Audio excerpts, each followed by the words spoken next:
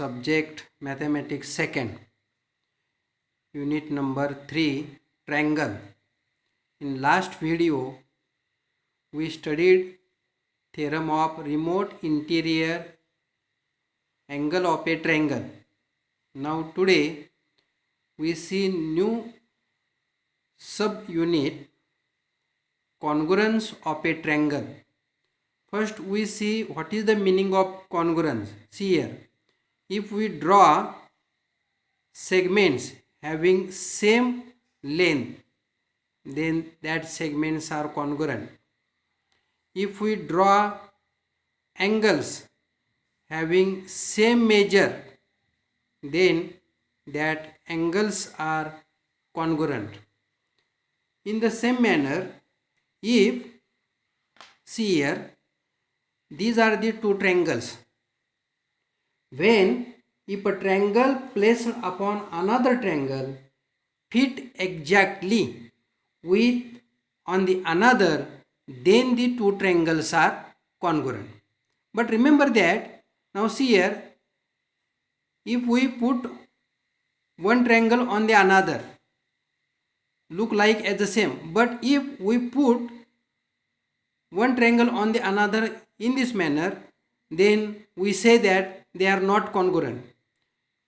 So to have a definition of congruence, we must have their one-to-one correspondence between the vertices of two triangles. Means this vertex must be coincide with this vertex. This vertex must be coincide with this vertex, and this another vertex must be coincide with this vertex. So first we have to find what is the one-to-one correspondence between the vertices of triangle. Now see here, triangle ABC and triangle PQR, these are two triangles. We say one-to-one correspondence between vertex A and P, one-to-one correspondence between vertex B and Q, and one-to-one correspondence between C and R. This is denoted by in this manner: A one-to-one correspondence with P, B one-to-one correspondence with Q, and C one-to-one correspondence with R. This is the one-to-one correspondence between their vertices. How many times we can write their one-to-one correspondence? Means ABC, first see here, ABC correspondence with PQR. This is so in the figure. Second one, if we rotate this triangle in clockwise direction, then ABC correspondence with, also write as QRP. Third, ABC, if we again rotate in anti-clockwise direction, RPQ. These are the three one-to-one correspondence between the vertices of three triangles. Again we write this one-to-one correspondence as ABC. If we now rotate in these directions, opposite directions, RQP. This one-to-one correspondence we get. Also ABC, right here, PRQ correspondence with PRQ, and last one ABC correspondence with QPR. म्हणजे कोणतेही दोन triangle दिले असतील तर त्यांच्या व्हर्टेक्समध्ये एकाच एक संगती म्हणजेच वन टू वन करस्पॉन्डन्स 6 प्रकारे आपल्याला दाखवता येते. पण या 6 पैकी त्यातली आपल्याला एक जर वन टू वन करस्पॉन्डन्स दिली, या दोघांच्या मध्ये आपल्याला 6 वन टू वन करस्पॉन्डन्स दाखवता येते. परंतु हे बघा, एकाच वन टू वन करस्पॉन्डन्सने ते दोन ट्रायंगल कसे असणार आहेत, बरोबर एकमेकावर फिट होणार आहेत, म्हणजेच ते कसे असणार आहेत, कॉन्ग्रुअन्स असणार आहेत. म्हणून आज आपण आता कॉन्ग्रुअन्स ऑफ ट्रायंगल याचा अर्थ समजावून घेऊया. आता इथे पहा, these two triangles are congruent means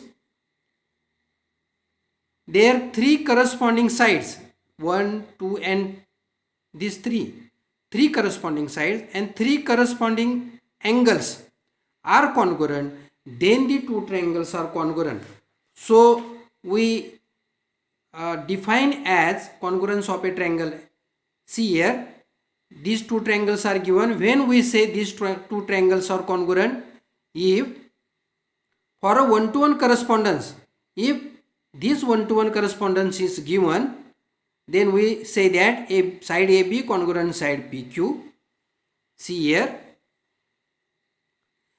side BC congruent side QR, second congruent side, side AC congruent side PR. These three corresponding sides are congruent, and also their three corresponding angles we remark here on the same marks. Angle A congruent angle P, angle B congruent angle Q, and angle C congruent angle R. Means, see here, if three corresponding sides and three corresponding angles are congruent, then the two triangles are congruent. Means triangle ABC congruent triangle PQR. Then we say that these two triangles are congruent. Means, how can we define these congruence of a triangle? If for a given one-to-one correspondence between the vertices of two triangle, म्हणजे या सहा पैकी जेव्हा आपल्याला एक correspondence दिले असेल त्यानुसार, कारण दुसरी लावली तर आपण इथे पाहिलं की जर आपण चेंज केलं तर ते ट्रायंगल कसे असतात, कॉन्ग्रुएंट नसतात. म्हणजे त्यांची व्हर्टायसेस मधली वन टू वन करस्पॉन्डन्स फार महत्त्वाची आहे. म्हणून हे स्टेटमेंट फार महत्त्वाचं आहे. For a given one to one correspondence between the vertices of two triangle, या सहापैकी आपल्याकडे एक दिली तर त्यांचे तीन करस्पॉन्डिंग साइड्स, म्हणजे आपण इथं जे पाहिले थ्री करस्पॉन्डिंग साइड्स आणि थ्री करस्पॉन्डिंग एंगल्स, म्हणजे हे तीन करस्पॉन्डिंग एंगल्स जर कॉन्ग्रुएंट असतील तर ते दोन ट्रायंगल कॉन्ग्रुएंट असतात. आणि त्याचा आपण हे साइन आपण इथं triangle A B C congruent triangle P Q R. म्हणजे आता एक गोष्ट लक्षात आपल्या येऊ दे, जेव्हा दोन ट्रायंगल कॉन्ग्रुएंट असतात तेव्हा त्यांच्या तीन करस्पॉन्डिंग याचा अर्थ संगत म्हणजे साईड ए बी जर घेतली तर साईड पी क्यू असणार आहे. आता इथे एक गोष्ट लक्षात घ्या, आता आपण हे 6 नंबरची करस्पॉन्डन्स घेऊया. A B C correspondence Q P R. आता इथं मला समजा साईड ए बी घ्यायचे तर याची करस्पॉन्डिंग कोणती मिळणार बघा, Q P. Side B C घेतली आपण तर या बी सीची करस्पॉन्डिंग साईड काय मिळणार, पी आर. बघा इथे बदल आहे बघा, इथं साईड बी सी इथं क्यू आर आहे. म्हणजे इथे आपल्याला करस्पॉन्डन्स कोणती दिलेली आहे बघा, A B C correspondence P Q R नुसार या तीन करस्पॉन्डिंग साईड आणि तीन करस्पॉन्डिंग अँगल्स मिळतात. तसं प्रत्येक for every corresponding we have pairs of three corresponding sides and pairs of three corresponding angles we can write. For we have to define again for a given one-to-one correspondence between the vertices of two triangle. याच्यानुसार संगतीनुसार if three corresponding sides and three corresponding angles are congruent, then we say that two triangles are congruent. But sometimes we have to remember that for every two triangles are congruent, we must have these 6 conditions. But sometimes out of these, if some group are given and the two triangles are congruent, that group is called as test of a congruence. म्हणजे प्रत्येक वेळी या 6 conditions आहेत, 3 corresponding sides आणि 3 corresponding angles एकरूप पाहिजे तेव्हा आपण म्हणू शकतो ते दोन त्रिकोण एकरूप आहेत. पण या 6 पैकी काही वेळा 3 किंवा 2 जरी अटी दिल्या, एकूण या 6 अटी आहेत, 3 किंवा 2 अटी जरी दिल्या तेव्हा सुद्धा ते दोन ट्रायंगल कॉन्ग्रुएंट असतात आणि त्या ग्रुपला आपण काय म्हणतो, test of a congruence of a triangle. आता त्या test of congruence of triangle कोणकोणते आहेत आता एक एक पाहूया आपण. एकूण 5 टेस्ट आहेत. ASA test, SAS test, SSS test, hypotenuse side test and side angle test म्हणजे SAA टेस्ट. म्हणजे आता इथे बघा, पहिली आपण टेस्ट पाहूया. या टेस्टचं नेम आहे ASA test. For the congruence of triangle. म्हणजे दोन त्रिकोण एकरूप असण्यासाठी इथं तुमच्या लक्षात येईल बघा, ASA म्हणजे दोन अँगल आहेत. याचं लॉंग फॉर्म आपल्याला असा मिळेल, अँगल साईड अँगल. म्हणजे दोन अँगल आणि त्यांच्यामधील म्हणजे इन्क्लुडेड साईड जरी एकरूप असेल तरी ते दोन ट्रायंगल एकरूप असतात. आता या आकृतीमध्ये बघा, in triangle ABC and triangle PQR, angle B congruent angle Q म्हणजे first angle corresponding angle congruent, angle C congruent angle R second corresponding angle congruent, and side BC congruent side QR. This side is included in both angle. Therefore, these two triangles are congruent by the test angle side angle test.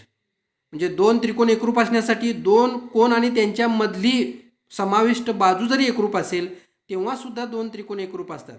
आता आपल्या मनामध्ये असं येईल की इथून बघा, angle side angle म्हणजे तीन अटी झाल्या, मग उरलेल्या तीन अटी तिथे त्या इन्क्लुडेड असतातच, मग त्या सांगायची गरज नाही.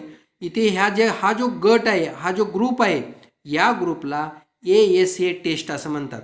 म्हणजे तुम्हाला काही वेळा असं विचारतील की राईट अनादर कॉन्ग्रुअंट पार्ट, मग आपण इथं कसं लिहिणार, फॉर करस्पॉन्डन्सनुसार side AC congruent side PR ही first condition, side PQ congruent side AB second condition, आणि angle A congruent angle P. म्हणजे ह्या तीन अटी जेव्हा हे दोन त्रिकोण एकरूप असतात, तीन अटी दिल्यात तेव्हा उरलेल्या तीन अटी तिथे असतातच. म्हणून जर तीन अटीनुसार सुद्धा एकरूप होत असतील तर त्यातली ही जी पहिली अट आहे किंवा जी ग्रुप आहे त्या ग्रुपला काय म्हणतात, ASA test, angle side angle test. आता आपण दुसरी या पद्धतीने म्हणू शकतो, इथे बघा, side included angle and another corresponding sides. म्हणजे हे दोन ट्रायंगल कोणत्या टेस्टनुसार कॉन्ग्रुअंट असणार आहेत, साईड अँगल साईड. म्हणजे या टेस्टचं नाव आपण काय लिहिणार, SAS टेस्ट. आपल्याला ओळखता आली पाहिजे इक्वल मार्कवरून. आता पुढची टेस्ट बघा, इथे आपण ओळखू शकतो काय, साईड ही साईड याच्याशी एकरूप आहे, ही साईड याच्याशी एकरूप आहे आणि ही साईड याच्याशी एकरूप आहे. म्हणजे 1 2 आणि 3. मग आपण हे कसं म्हणणार, ही टेस्ट कोणती, एका ट्रायंगलमध्ये पाहायचं, equal marks, side side side म्हणजे SAS टेस्ट, हे या टेस्टचं नाव येईल. म्हणजे तिन्ही बाजू एकरूप जरी असतील तरी ते दोन त्रिकोण एकरूप असतात. टेस्टचं नाव काय, साईड साईड साईड म्हणजे SAS टेस्ट. पुढची टेस्ट बघा, ही खास राईट अँगल ट्रायंगलसाठी आहे. जर राईट अँगल ट्रायंगलमध्ये हा हायपोटिनियस आहे, side opposite to right angle means hypotenuse. इथे बघा, हायपोटिनियस आणि करस्पॉन्डिंग साईड जर दोन, म्हणजे इथे दोनच अटी आहेत राईट अँगलमध्ये, हायपोटिनियस आणि करस्पॉन्डिंग साईड जरी एकरूप असेल तरी सुद्धा ते दोन त्रिकोण एकरूप असतात. त्या टेस्टला म्हणतात हायपोटिनियस साईड टेस्ट. आता एक लक्षात येऊ दे, समजा BC आणि QR ही सुद्धा एकरूप असेल, या दोन बाजू एकरूप आहेत, या दोन एकरूप आहेत आणि ही सुद्धा जर दिले असेल तर कोणती टेस्ट येणार, साईड साईड साईड. म्हणजे वरच्या ज्या टेस्ट आहेत, ज्या 4 टेस्ट आहेत त्यासुद्धा दिले, जर यामध्ये जर त्या अटी दिल्या असतील तर त्या टेस्टने सुद्धा एकरूप असू शकतात. परंतु जर हायपोटिनियस आणि साईड ही स्पेशल फक्त राईट अँगलसाठी आहे, जर काटकोन त्रिकोणासाठीच आहे आणि त्याचा कर्ण आणि एक संगत बाजू एकरूप असेल तर हायपोटिनियस साईड टेस्टनुसार ते दोन त्रिकोण एकरूप असू शकतात. जर ज्यादाची माहिती असेल आणि जर यावरील अटी जर लागू होत असतील तर या सुद्धा टेस्ट यामध्ये या राईट अँगलमध्ये आपण लिहू शकतो. पण जर हायपोटिनियस आणि साईड असेल तर हायपोटिनियस साईड टेस्ट असं मेन्शन करावं. पुढची यातली शेवटची टेस्ट बघा, SAA टेस्ट.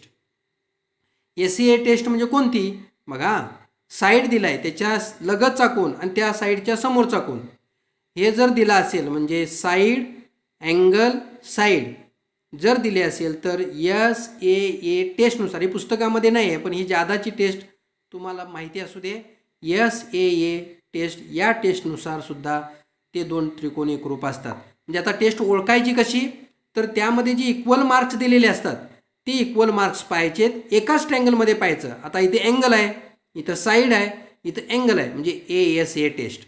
इथं आपण कसं लिहिणार, साईड अँगल साईड म्हणजे SAS टेस्ट. इथं तिन्ही साईड आहेत म्हणजे SSS टेस्ट. जर राईट अँगल असेल आणि हायपोटिनियस आणि साईड असेल तर हायपोटिनियस साईड टेस्ट.